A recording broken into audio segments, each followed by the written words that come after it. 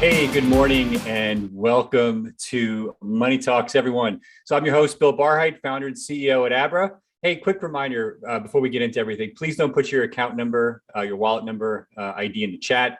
We're not doing any giveaways today, but we've got a lot of CPRX talk on tap, and spamming the chat stream with your wallet ID just makes it more difficult for me to filter questions and for the team to try to do live support. We do usually have Abra support folks here joining us who will be able to answer some of your questions. And always, oh, by the way, let me mention this right away. We now have live support, live chat in the Abra app and on our website.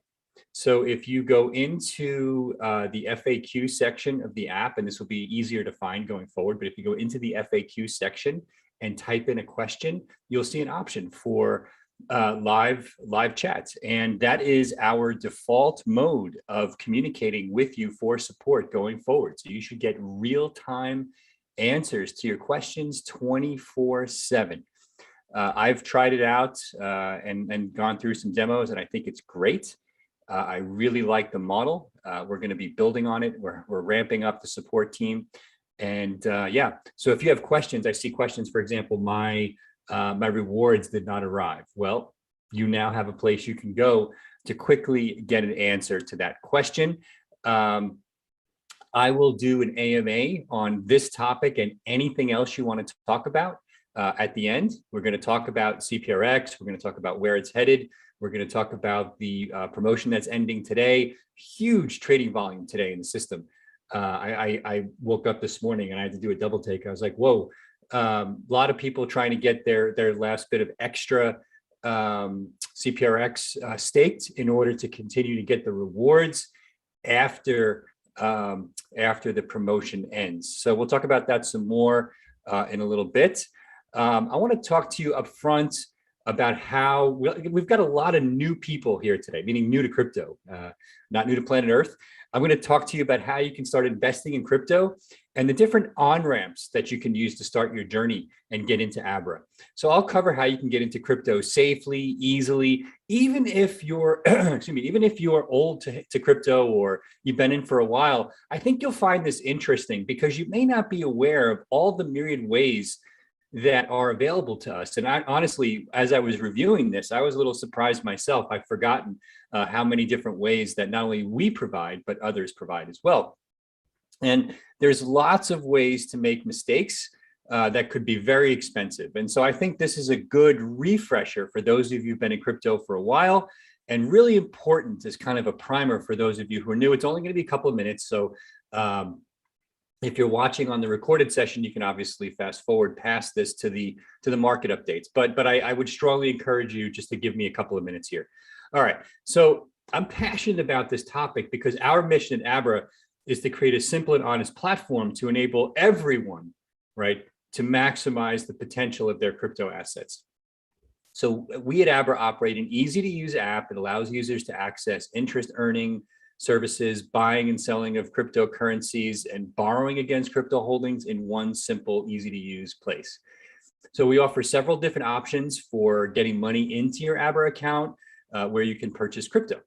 Of course, there are several ways besides using Abra to begin a crypto journey, and they all have their pros and cons, right? So you have software wallets. A software wallet is any other app besides Abra, of course, that you download or account that you can set up and send your existing crypto to, or sometimes buy crypto from. And the benefits are that most software wallets are free and offer more than just a wallet for your coins. But Abra, for example, lets you trade, borrow, and earn interest on the crypto in that wallet account. And then, of course, there's hardware wallets, which many of you are using already. So congratulations to those of you who have figured out how to use hardware wallets. They're a little bit more complex, but they're a physical piece of hardware that you can hold your crypto in. So they basically work like a key to unlock access to your wallet on a computer or phone. The biggest drawback is that, like regular keys, if you lose it, your coins may be lost as well if you don't have a backup somewhere. All right. So here are the on-ramps that I think are interesting. The first is Bitcoin ATMs. You may have seen a Bitcoin ATM at your local market or corner store. There's more than 50,000 of them in the United States alone. That's an astounding number. For somebody who's been at this for a while, when I remember when there was 50 or 5 even in the US, 50,000. I did a double take when I saw that number, okay? Okay, so you can even buy Bitcoin at the coin counting machines. You know, those machines where you put in your coins, it counts them for you and maybe gives you cash or a prepaid card or something like that.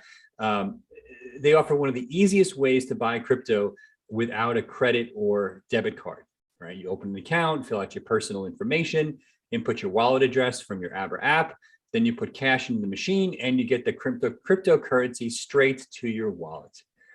It's probably not the cheapest, probably cheaper than using a credit card, but not as cheap as using ACH if you're in the US with Abra, or maybe even a teller if you're in places like Central America or Philippines or India, where we offer the Abra teller network. So you do have to stay vigilant when using these ATMs, right? Be very careful about scams, be very careful with fees, be very careful with the spread, check the fees, check the price online when you're buying to make sure that the price you see in the ATM machine is similar to the price you see in the Abra app. And of course, another way to buy crypto is through an exchange. These are some of the least expensive ways to buy crypto. They require usually a bit more patience and technical knowledge, especially if you're not a trader. Once you're all set up and your account is funded, it's pretty easy to make trades and get crypto into your wallet. I'd say 60% of crypto deposits into Abra, particularly into our interest earning accounts, are coming from exchanges. People who bought on an exchange a while ago and realized, hey, why am I leaving my crypto here and I'm not earning any interest on it? I may as well put it in an Abra. As the trusted source for earning yield, I can basically increase the value of my holdings by getting more Bitcoin, more Ethereum, more Cardano, more stable coins, whatever it is that you're holding. So beyond that, though, there are some other drawbacks to exchanges. The onboarding process can be rigorous. Some of them have actually gotten a little bit out of hand, you know, with the selfies and all this other stuff, and it is what it is, but it's not for everyone. You know, often the cheapest way to buy in an exchange is a wire transfer from your bank. Some of you may not like this idea. If you're in the US, you may prefer an ACH where you type in your login password and you get faster, faster processing. And there's often cutoff times, and you have to deal with bank business hours and whatnot. So it's not for everyone, but for traders, it's really the only game in town. All right. As I mentioned earlier, if you're in the Philippines or in Central America or in parts of India or the Middle East, you can use our teller network. For example, in the Philippines, you can go to a 7-Eleven and you can actually use cash to buy Bitcoin or stable coins or Ethereum right at a 7-Eleven store. Usually takes about a day to settle into your Abra wallet, is my current understanding. Correct me if I'm wrong in the live chat, guys. So as I said, some investors may be more comfortable putting their money into more traditional funds with a crypto holding component. This lets you receive the benefits of hodling without having to personally manage a wallet yourself. Okay. All right. So last week we had Alex Tapscott. Thanks again, Alex, for doing that. It was really great. We had Alex on the show. He talked about a carbon neutral crypto spot ETF. It's a mouthful, but hopefully all of those words make sense to you now. Via his firm, 9 Point Partners. Here's what he said about investing in crypto this way. More and more people can access this asset class. And the fact of the matter is, most investors, if they're in their 40s or 50s or 60s, if they've got a self-directed account or if they're working with an advisor, so like a stockbroker, they want to be able to go into their, investment account, see the mutual funds they own, see the individual stocks they own, and they want to be able to buy crypto. And what these ETFs allow, what our ETF, BITC, if anyone's wondering, on the TSX, BITC, is for them to be able to invest in Bitcoin dollar for dollar with low fee structure and look at it and see it in their entire portfolio. And that's something that has been a huge breakthrough. Thanks, Alex. And of course, my final tip, the best way to get into crypto, of course, download the Abra app. Just search for Abra on the Apple App Store, Google Play Store. Even easier, use the QR code on the screen right now. Just take a picture with your phone camera, and it should open up the App Store on your phone. Once you have the app, just sign up for an account, input your information. As soon as the KYC or know your customer process is complete, you can transfer money into your Abra account and boom, you're ready to buy crypto. Okay, you can also head over to the Abra website and abra.com and buy crypto directly from our marketplace link on our homepage. You'll see lots of partners. It's kind of, for those of you who are in the US, it's kind of like Kayak for crypto, meaning if you say, oh, I want to buy Bitcoin, it might show you like 6 or 7 different options. And you can choose based upon price, payment method, and then put that crypto, whatever you want to buy, directly into your Abra wallet or even a third-party wallet for that matter. Okay, so if you're dipping your toe into the crypto waters or ready to dive in head first, I hope you found this useful. Let us know if you want these kind of tips or if you want more advanced information. Let us know in the live chat. Send us information. Please stop posting your wallet IDs. Maybe moderators, we can delete some of those comments to make it a little bit easier to sort through.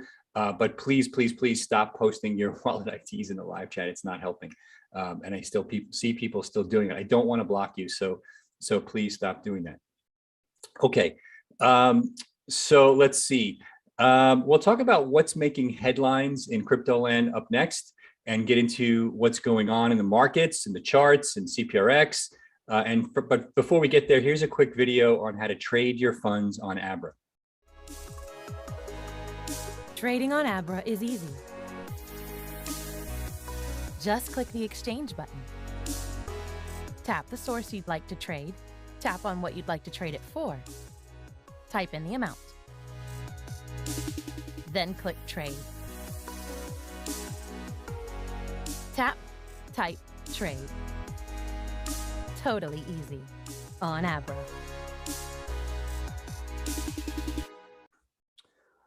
All right, let's get into some news. All right, so as we know, digital assets have been selling off the last few weeks. Obviously, we've bounced off what I think is a minimum a near-term bottom. This really seems to me to be against the backdrop of year-end seasonality, portfolio rebalancing, profit taking, tax considerations, et cetera, et cetera. But from a macro perspective, I think global markets, stocks in particular, saw choppy trading and varying volumes. It's the holidays, Omicron, concerns regarding interest rate policy arose, et cetera, et cetera. I think it's a blip. I think people misunderstand interest rates as it relates to the kind of economic stagflation model and situation that we're in right now. Inflation, government reported inflation hit 7% this week. And to me, that means real inflation for the average middle class consumer is probably 15%. For the upper middle class to wealthier, it's probably more like 20 to 30%. And it's just not gonna, it's not gonna stop. It's gonna slow down because I think the Fed is going to taper buying of assets, but inflation itself is here to stay. And at the same time, I think the economy is still going to slow down, which gives, which not only creates a quandary for the Fed, but creates less tools on the shelf. Look, they don't have a lot of shit on the shelf to begin with, but this creates a bigger problem. And this ultimately is what undid Jimmy Carter in the 70s. And so history does leave clues. And speaking of history leaving clues, I've been reading Ray Dalio's new book, which is fantastic. I wish I had a photo of it. I'd put it up on the screen. But I love it. It's really good. I mean, look, he makes the case of why we're in a late stage debt cycle. And, it's called the changing world order, and changing in the context of this has happened, what's happening now, many, many times before. I mentioned that I'm going to do a show just on currencies failing and what the implications are. And reading this book has really heightened my interest in doing a show like that. Okay. So zooming out to the broader industry, crypto custodial firms focus on the institutional market.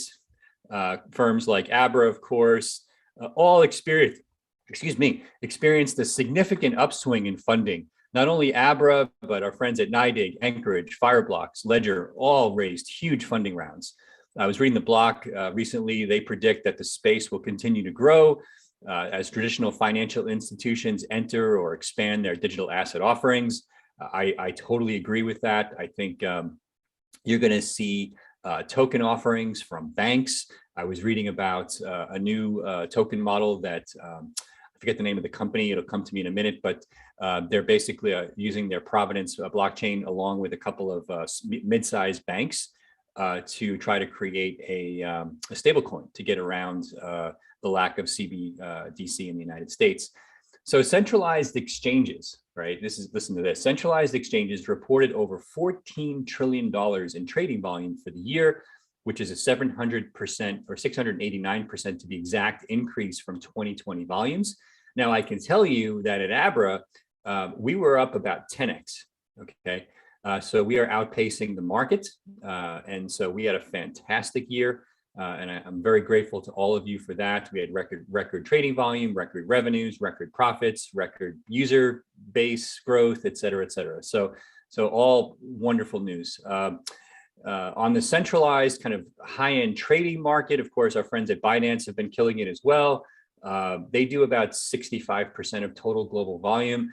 I'm very skeptical of some of the reported numbers. Historically, there's been a lot of wash trading on Binance. Very difficult to discern what's real trading, what's wash trading. I suppose at the end of the day, as their numbers grow and grow and grow, the ability to manipulate with wash trading probably goes down, but who knows? But all in all, we know the numbers are going up and to the right, and we're thrilled to be able to participate in the market in some meaningful way.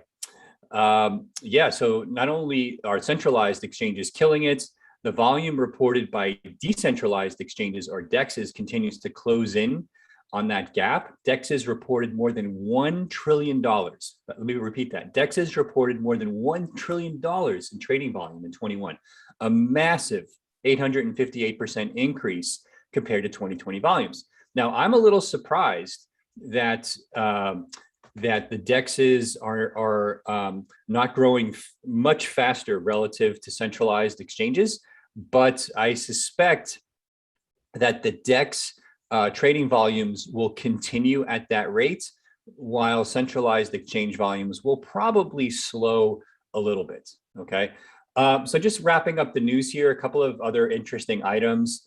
Google CEO Eric Schmidt said he's going to become, former Google CEO, I should say, he's going to become a strategic advisor for Chainlink Labs. That's pretty cool. Visa's launching a crypto advisory service, also pretty cool.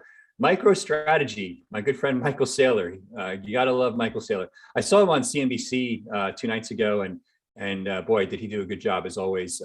MicroStrategy bought 1,434 Bitcoin for $82.4 million. And MicroStrategy is now considering lending to generate yield on its Bitcoin. And so the good news is they know exactly where Abra is, and when your guys are ready, we're here to help you. So lots of your colleagues with much smaller holdings, of course, than MicroStrategy have been working with Abra to generate yield on their crypto holdings, including Bitcoin. And so we're looking forward to helping you with that.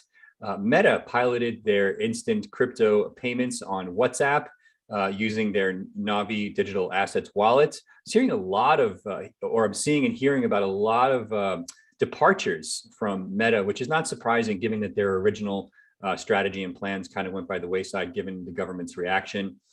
Twitch co-founder Justin Kan plans to launch a Solana-based gaming NFT marketplace. I can't tell you exactly when we're going to be launching Solana on Abra, but I can tell you that it can't be soon enough for me. So my friends at Bittrex, I hope you're listening. Please get us Solana as soon as possible. Lemonade. I don't know if you've, those of you in the US who rent, maybe you use Lemonade for your rental insurance. I've used it for other properties in the past, and they've confirmed that they're holding Bitcoin in their balance sheet. I thought that was pretty cool, so wanted to mention that. Let me see, maybe I'll share my screen here and give you a couple of other news items with some other, let's see if I can do this. Let me see. No, yeah, up there. Let's do it. All right. So Rio de Janeiro announced this morning, or the mayor of Rio de Janeiro announced this morning that the city is going to allocate 1% of its reserves in Bitcoin. That is pretty cool. So I think you're going to see a lot of cities doing this. I think you're going to see a lot of small developing market countries, and I apologize for the use of the word. I don't know a better phrase, but you know what I mean. Developing market countries basically copying the El Salvador model and starting to hold Bitcoin. I don't know about necessarily changing constitutions and making it a mandated currency, Bitcoin, or anything else. I don't think that's necessary. I think just the idea that you would hold it on your kind of in your treasury as a country and talk about it and promote things like Lightning and stable coins for payments is super interesting to me, especially for cross-border with all of the problems with the SWIFT network. So a couple of other news items that I thought were interesting, I'll show you here. I don't agree with the Bank of America, but I thought it was an interesting headline. They said Solana could become the Visa of the digital asset world. I think that's nonsense. I think Visa and MasterCard and American Express are going to be the Visas of the digital asset world. And I think the biggest players in layer 2 in crypto are going to be the existing layer 2 players, because they know how to do transaction processing at massive scale, and they're highly incentivized with existing merchant networks and bank sponsorship. So I suspect you're going. I think Bank of America is interested in the space. They want to show that they're covering the space. That's great, but I think they need to get their act together in terms of their understanding what layer 2 means. Okay, Tether announced a few hours ago that they froze $160 million of USDT stablecoins on the Ethereum blockchain. Tether supports multiple blockchains, as you know, and this was as the result of a government request, I assume from the United States government, but Tether would not comment further. I assume when they talk about freezing, that means freezing the funds on the bank account that are pointing to the specific unspent outputs. I don't think they can actually, there's no technical way that you can actually freeze the Ethereum tokens themselves. So hopefully they'll clarify why they're doing this. And that's the nature of a centralized service. So I suspect we'll see more of that over time. Super interesting. Billionaire investor Bill Miller now has 50% of his personal net worth in Bitcoin. That is awesome. I, as you know, also have more than 50% of my net worth in crypto, but about 50% is still in Bitcoin, and a growing percent is in Ethereum. So smart move, Bill. I think, look, diversification is okay if you are not a professional investor. If you're a professional investor, you need to make concentrated bets. Otherwise, you're not going to beat the market. Okay. And Bill knows that. And I applaud the approach. All right. So, and then stable coins, right? So a lot of talk about stable coins right now, and I'll finish this up and then we'll get on with the show. But I agree with Senator, I don't know how you pronounce his name. I'll say Baucus, or I think it's Baucus. Very smart comments, and you can read the article on CoinDesk. Should stablecoins be treated like securities? My take is it depends upon how you implement the stablecoin. Are stablecoins truly 100% backed by fiat currencies? Again, it's kind of another way to deal with the first point. And can stablecoins be used to sidestep public policy goals? In my opinion, no, they can't, because governments can still print as much money as they want. I actually did an interview, which resulted in a friend of mine, Amanda Whitcroft, writing this article on Hacker Noon. I'm going to copy and paste this link into the live chat here, or I'll get somebody to do it. It's a pretty cool article. It summarizes my take on stablecoins and government regulation and the clarity that we don't have and what we need. And so check it out. So let me stop this screen share here, but check that out. I think it's interesting. And thanks to Amanda for doing that. And there's also on the Twitter feed, I believe, a link to an interview that I did, a video interview I did with them last week. Okay. All right. So before we get into the market analysis, let me just be clear. there's nothing is certain in crypto markets, right? But there is one surefire way to make money in crypto. If you want to give CPRX to a friend, send your referral code to them to sign up for the Abra app. When they sign up and make a deposit, they earn $25 in CPerks, and you get $25 worth as well. Here's how it works.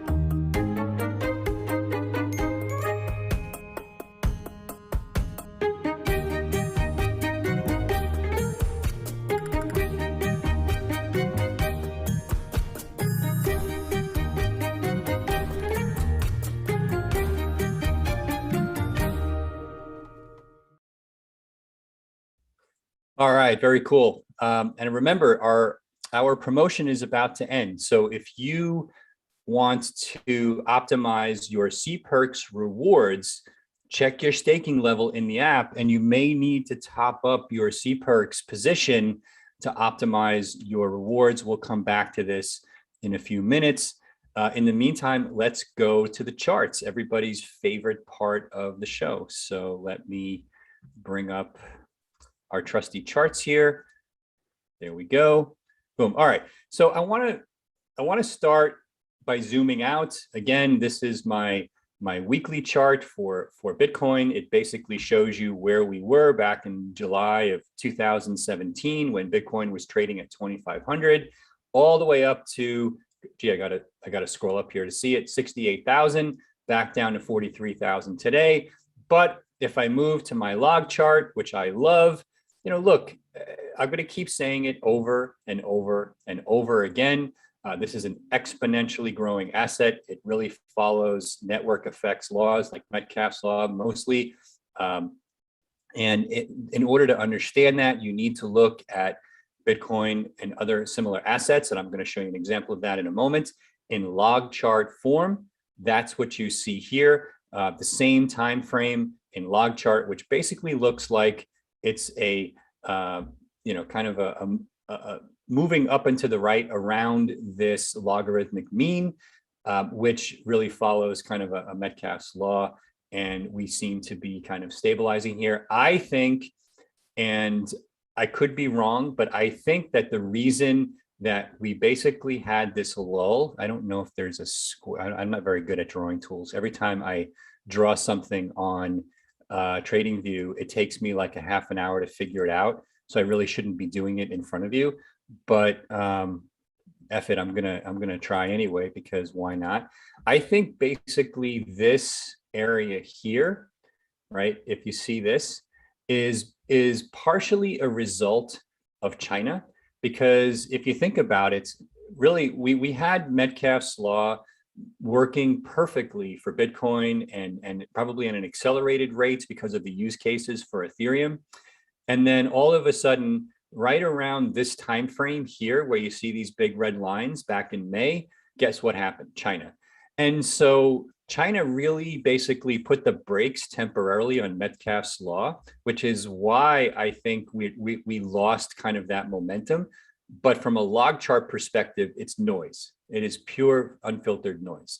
Now, the good news is there's a lot of examples of China creating unfiltered noise. Get rid of this. China creating unfiltered noise in technology markets. Ask Google, ask Facebook, ask other companies that have been banned by China who have $1 trillion plus market capitalizations now, which is exactly where Bitcoin is. Now, Bitcoin is not a company, but from a technology adoption perspective, it is following and has been following Metcalfe's law. And China represented a blip for a lot of other tech companies as well. And the only difference is that Bitcoin is 24/7 liquid from day one, whereas Facebook and Google and Apple, they were only liquid once they went public as securities. Okay, so again, I think that what you're seeing and the hash rate, and I don't have the chart here on the hash rate recovery, I should, but the recovery in the Bitcoin hash rates tells me that the blip is almost over, and we will be continuing with this trend. Now, I think the dynamic has changed a little bit, meaning even Ethereum is slowing, but Ethereum is still more interesting to me from a Metcalfe's law perspective because this slope is steeper. And from a return perspective model, that is really interesting. Okay. All right. So this is the daily chart. You see these lines, we're right in between them. I think anything short term below 40,000, above 53,000 basically says bearish below, bullish above, trending here. Again, it's in that kind of, I call it no man's land. If you ever play tennis, they always teach you, you don't want to land in between the baseline and the service line. And that's kind of where Bitcoin is right now. And it'll find direction very soon. But again, I think it's all noise. All right. Now, no sex jokes about my technical drawing here, but on the 4-hour chart, it's pretty clear that for those of you who do technical analysis, Bitcoin is forming what we call a cup and handle. A cup and handle pattern usually means that there's a potential breakout, and it does look like it's a bottom pattern forming for Bitcoin, which could mean a reversion back to the prior mean, which would be very interesting. Okay, so I do expect the altcoins to follow, and let me see. All right. So again, here's a similar pattern that somebody else had found earlier. And so there's that. And then ETH, again, on the weekly chart, still looks bullish. No denying, right? I can basically give you the trend line right here, right? Here we go, boom, right? Can't deny that, it's basically been up and to the right for the better part of 9 months. And so that's on the weekly. Now, of course, on the daily, we are, in that pullback still on what is on a long-term perspective, still an upward sloping market. Okay, so I'm personally, like I said, remain very, very bullish on Ethereum. I am, disproportionately now going longer, I should say, on Ethereum. But look, I want to remind you all, and my friend Raul Paul, and I'm super excited about some stuff that we're working on with Real Vision, which I think we'll be announcing soon. But I just, he had a video and a chat on this. I was trying to get him on for today, but unfortunately he had another engagement, and we'll get him on another time. But I'm gonna show you some stuff that he posted that I thought was fantastic, basically on this topic. All right. So just as a reminder, right? You can't use daily or weekly charts if your time horizon is years. And if your time horizon is not years, you need to rethink your position size relative to your risk tolerance. Okay.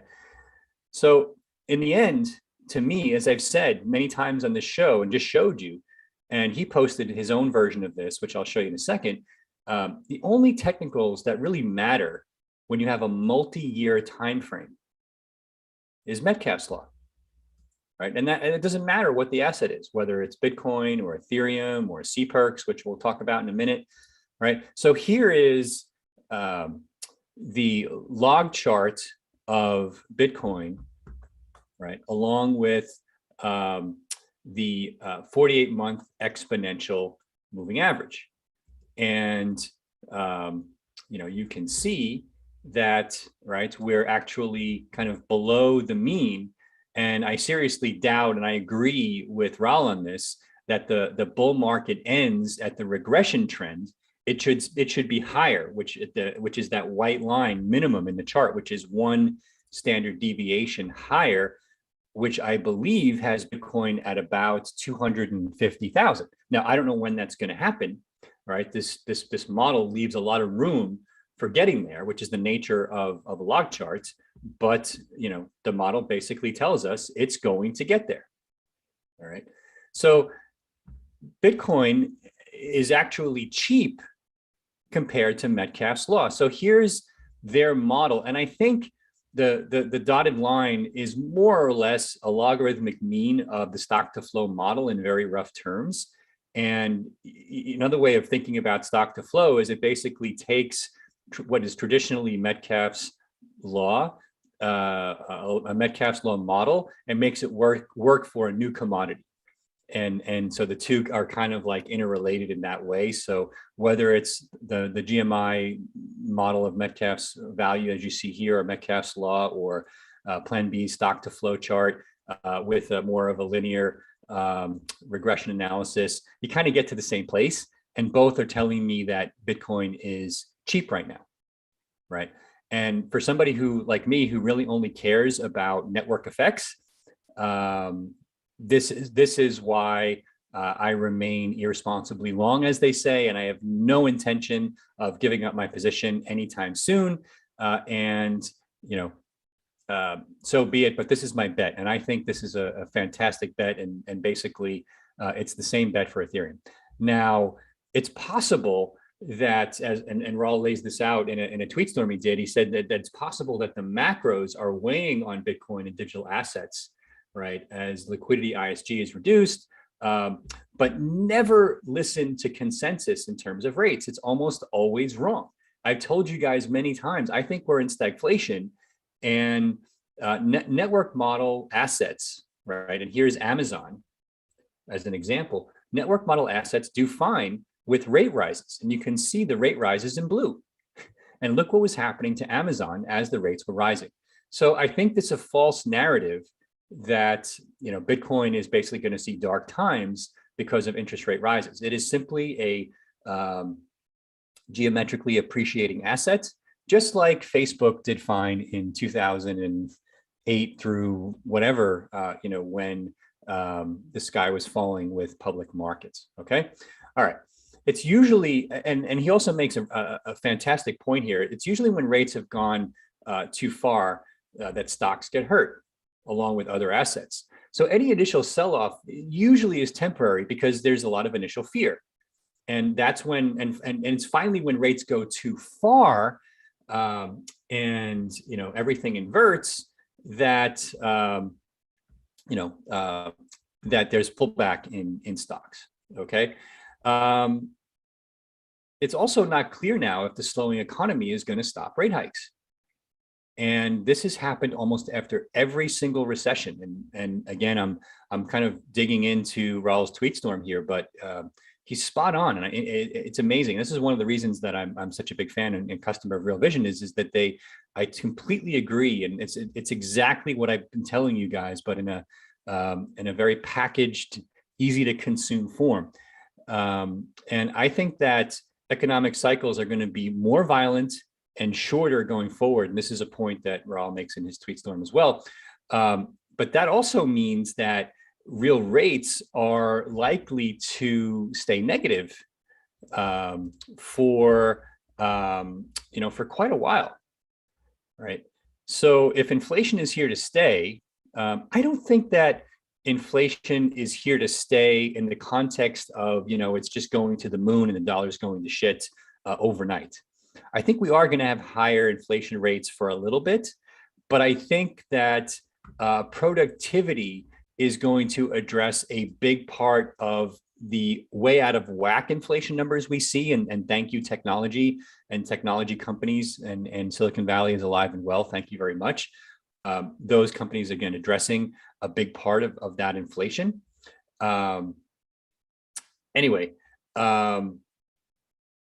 Then you want to own inflation projected assets with fundamental drivers over time. Okay. Anyway, he also left the tweet storm with this really interesting comparison. Here's Amazon back in 2003 to 2011. It looked like this.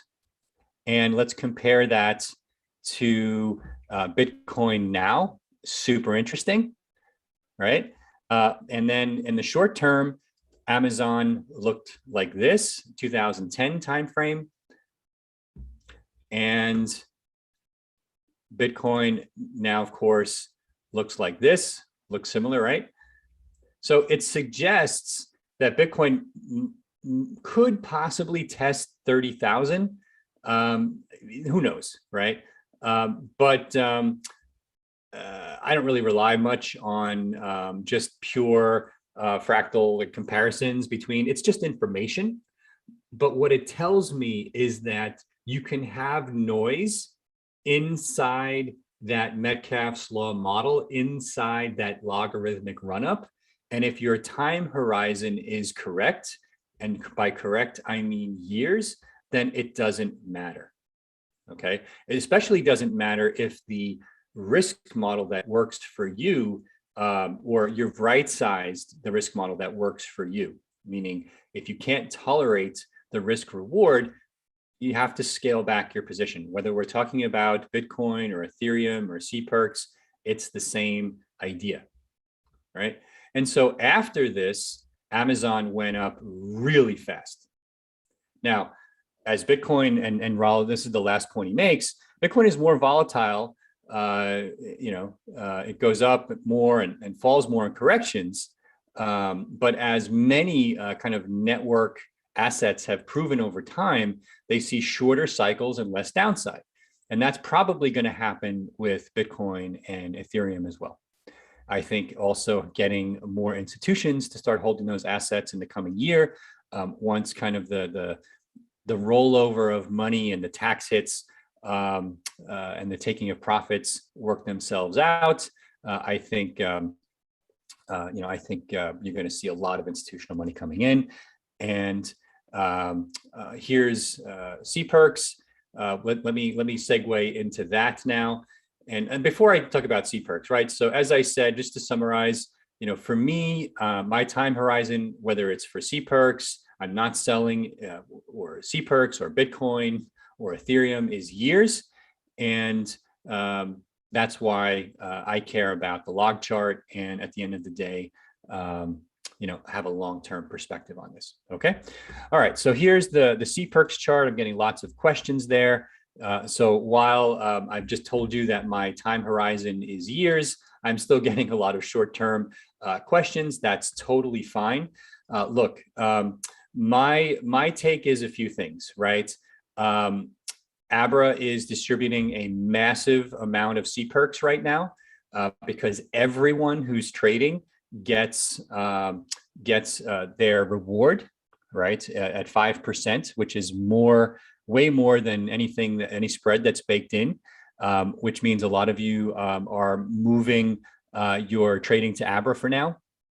I suspect as the promotion ends, we'll see a little bit of a pullback on some of that activity, and certainly there'll be less CPERCs distributed. Now, I strongly recommend that you guys go in and look at, this is the loyalty tiers for CPERCs, right? And it goes from the Ignite tier all the way to the moon. And if you're trading and you want to continue to get a good bonus of 0.5% on your trading, you need to make sure you have 50,000 CPERCs in your account. And, that is super important.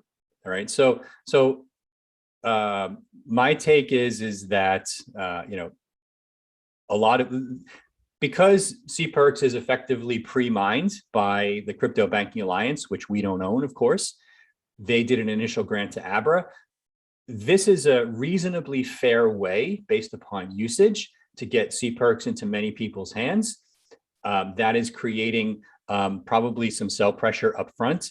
My take is that as this initial distribution dies down, the sell pressure will also die down. Now, I can tell you, because I know our plans for utility for CPERCs, that I am super bullish. I've actually been buying some on some of the dips.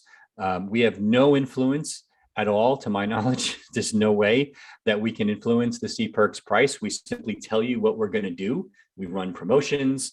We run loyalty programs. The Crypto Banking Alliance is free to do deals with other companies who may get grants in the future that may create buy pressure, may create sell pressure. It is what it is. But we've simply made a huge bet on CPERCs as our, let's call it, token for our Abra ecosystem. And it's a utility token. It's not a security, right? So as a utility token, a lot of different companies will be using it for a lot of different things. I know our roadmap.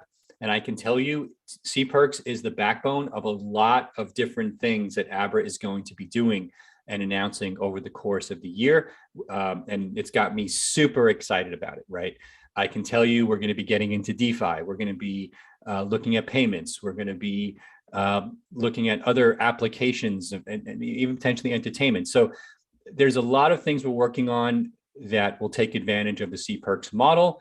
It's got me super bullish on it. We talk about it all the time inside of the product team, and that is C-Perks. Okay, so let me look at your questions now.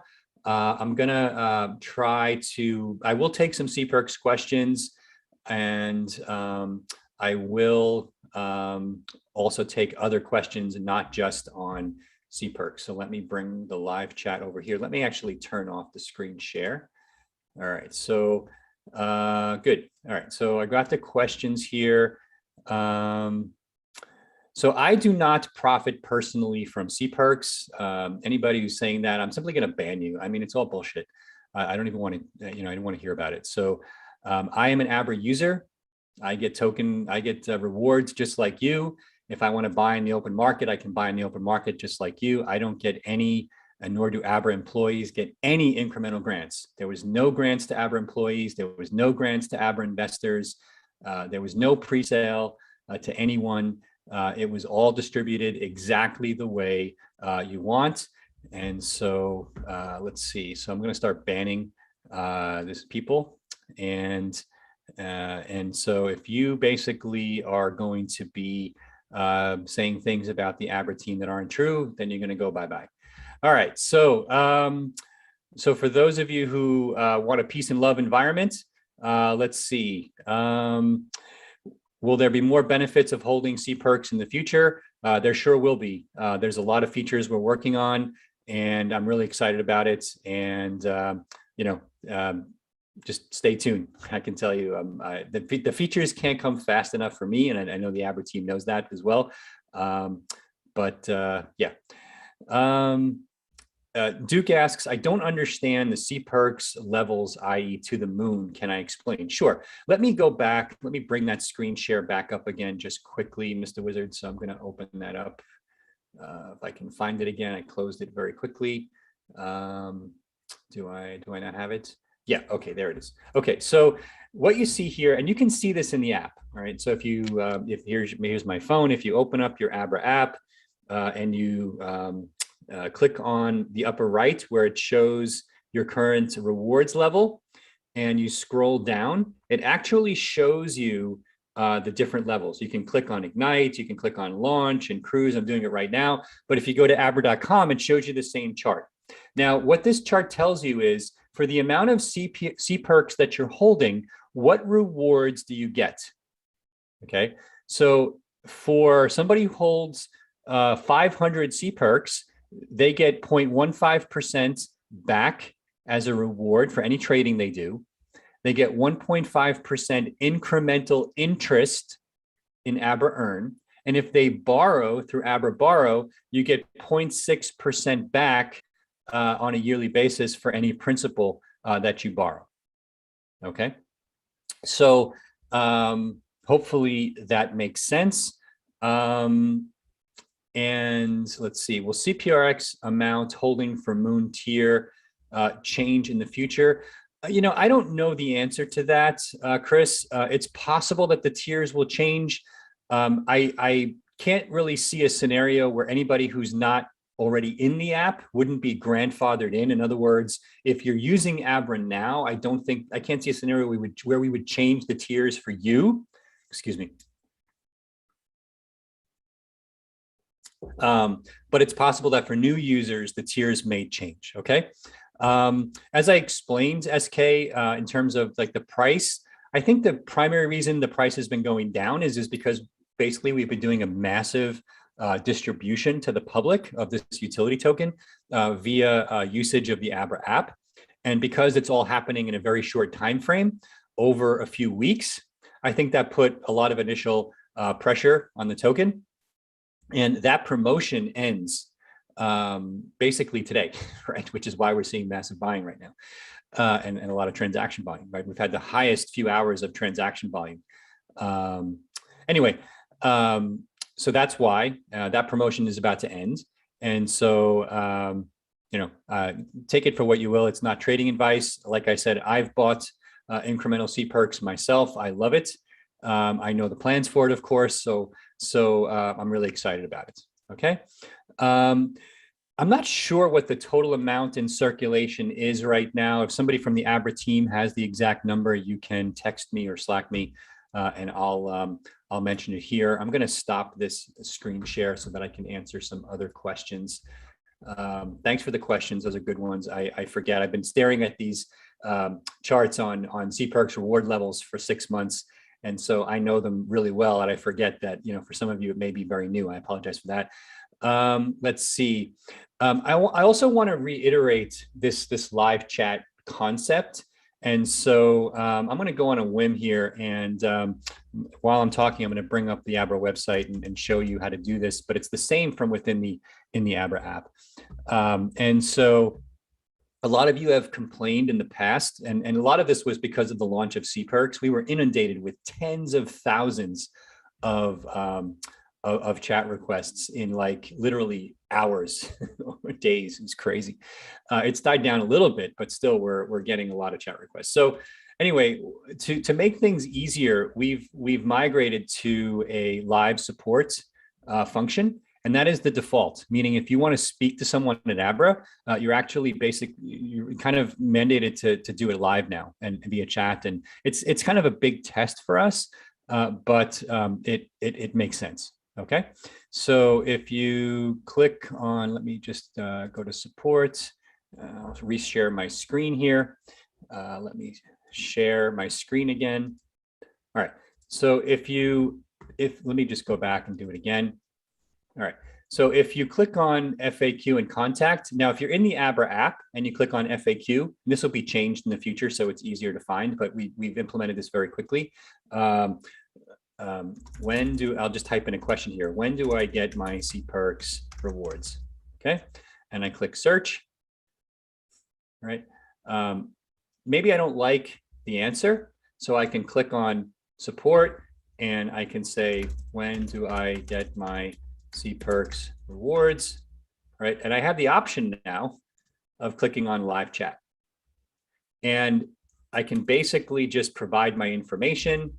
Bill at, I won't give my full email here, I'll just Bill at blah blah, and my phone number, and I actually can start a live chat directly with Abra support. And again, if you go to the FAQ section of the Abra app under the hamburger menu, you get to the same place, exactly the same place as the website I'm showing you here. Okay, so try it out.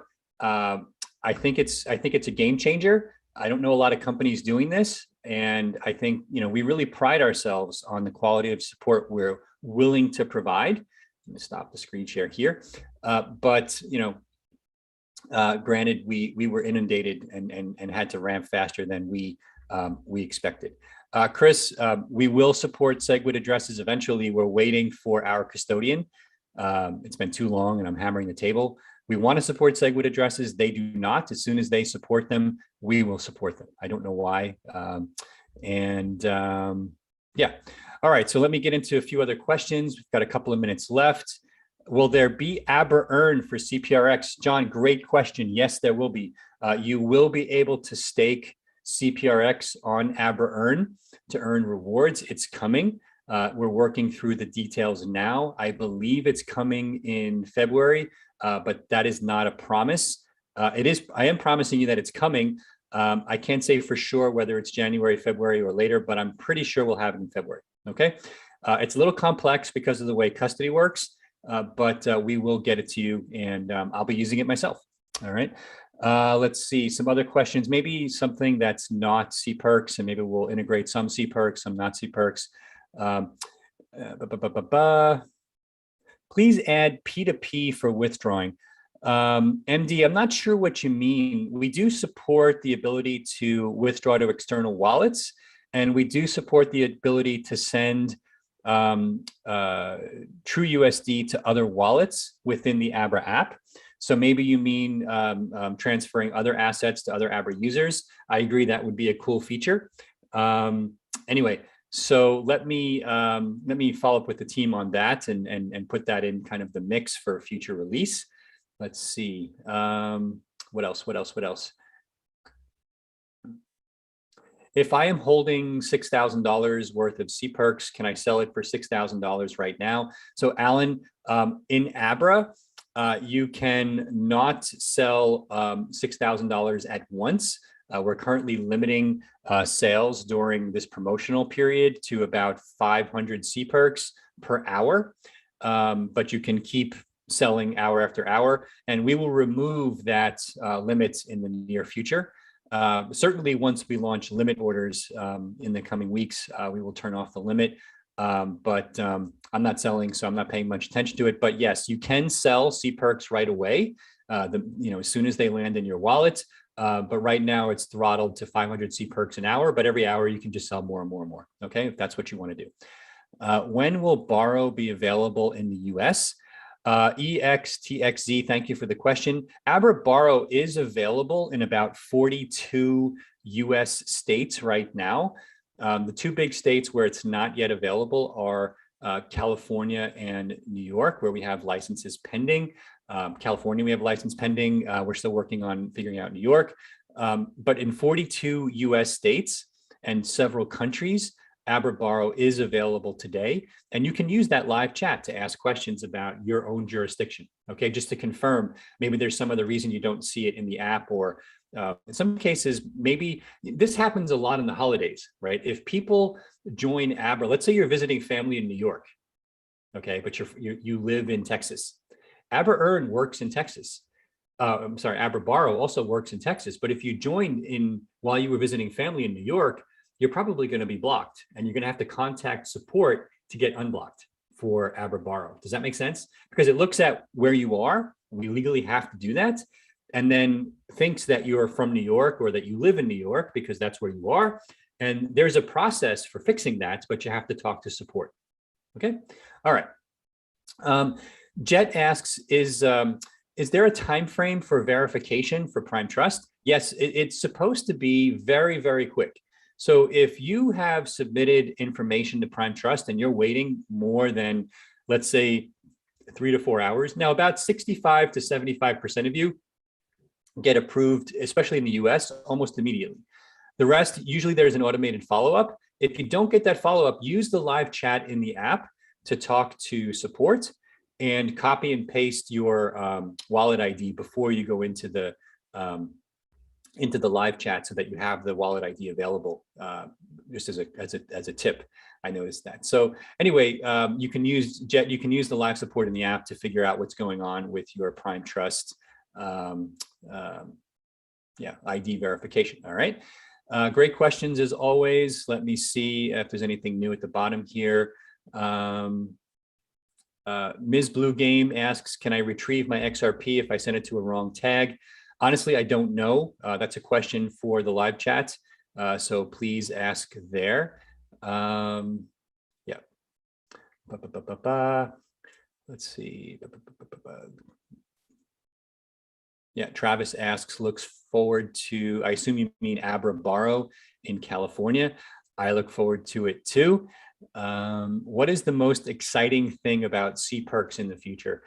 Honestly, and I can't, your name is in Korean, so I can't, there's nothing to phonetically pronounce, I apologize. I think that the most exciting thing about C-Perks is the breadth of utility for the token that I see coming. Everything from things we're working on in DeFi, the things that others I think are working on in gaming, to NFTs, to staking, to P2P payments. So I think C-Perks is going to be used in all kinds of applications. I think you're going to see other reward systems adopt C-Perks via the Crypto Banking Alliance, or at least that's my hope. It's also my belief. We'll see. And somebody's asking if CBA's Crypto Banking Alliance is buying C-Perks. I have no idea. They're a separate organization. They can do whatever they want. I don't know why they would be, but if they are, then that's certainly their prerogative. Let's see. When will Christmas giveaway winners be announced? I believe they were announced on Twitter. If that's not the case, I'll make sure the marketing team gets on that. Crypto Walk asks, when will Abra add a limit feature? I believe you're referring to limit orders for trading. And the good news is that's coming, I believe, in this quarter. So probably before the end of March. First, we'll have market orders. I don't want to give it all away because it's coming soon. And I've mentioned it here before, so it's not like a totally new thing, but I'm pretty excited about it. Okay, so look, gang, let me see. Who wants to dance? Hey, I love to dance, so I'm happy to dance with you. You want to dance? Come on over. We'll all dance together. We'll do a rain dance to see if we can get more C perks sprinkled on us like manna from heaven. All right, so. Can the government have Abra lock my wallet? John, I mean, in theory, it's possible, but you'd have to basically do something that would cause the government to try to get a subpoena or something to that effect. And it's not easy to do. It's not easy. And to my knowledge, it's never happened. And we have a couple million wallets. So I'm not saying it can't happen. There's fraud, there's people do bad things, but I don't remember a government agency ever saying, hey, you have to lock this wallet. Now, OFAC, which is the Treasury Department, has blacklists of people that we can't do business with, but that's a different question. Okay. Felix asks, is there any plans for earn interest to be paid in a different coin? So Felix, right now we pay interest in kind, meaning Bitcoin interest is paid in Bitcoin, dollar interest is paid in dollars, Ethereum interest is paid in Ethereum. As I said, stables are paid in stables, and then C perks is paid on top in addition. It would be interesting to potentially pay in a different coin. Not really sure why, but you would want that, but it's something we could consider. Maybe in a follow-up on Twitter, you could explain why that's something you would want, and we can consider it. I wasn't aware that that's something that a lot of people would want, but you could also just trade the coins in the Abra app, right? So you can withdraw a piece of the interest and to Abra trade and move it to a different currency. So MD says, I really in love with using Abra and want to see more features, mentions the P2P withdrawing. Like I said, we'll take a look at that, and maybe you can also clarify on Twitter what you mean by P2P withdrawing, so we know exactly what you mean. Gail says hello from Switzerland. We haven't done a country check in a while. I know for a fact. I mean, we're getting just users from all over the world. Hi to all of you in Korea. I mentioned before, India, Bangladesh, Turkey. Of course, the big representation is still the United States, most of our users. But wow, it's just awesome. And some of you have a 3-day weekend coming up with Martin Luther King Day on Monday. Hope you take advantage. One of my heroes, Martin Luther King. So please celebrate MLK as we do here in my home. And wherever you are throughout the world, I hope you're staying safe. Look, the good news is I have a feeling, I'm not a doctor, Twitter has generated billions of doctors right now. My personal feeling is this whole COVID thing is going to be over by April. It's spreading so fast right now, and there's nothing they can do about it between the percentage of people willing to get vaccinated, the rate at which Omicron is spreading. I think we're almost done, folks. And the good news is we got lucky with this variant. That's not too bad. So, yeah. Anyway, the Republic of Texas. Thank you, Robert, for joining. Love you guys. I'm actually coming to Austin twice this year. Once for South by Southwest, big Abra event coming, and then in the summer for Consensus conference. So I'm going to be in Austin a couple of times this year. Maybe Robert, I'll see you there. Also looking forward to getting back to traveling to Asia and seeing all of you there. Turkey. I love Istanbul. Been there many, many times. I have a lot of stories from my time there. Anyway, I'm going to stop there. We're going on an hour now. So thank you all from the bottom of my heart for your support for Abra, for your support for C Perks. Yeah, so have a great weekend, and we will see you next week on Money Talks. Thanks, everyone.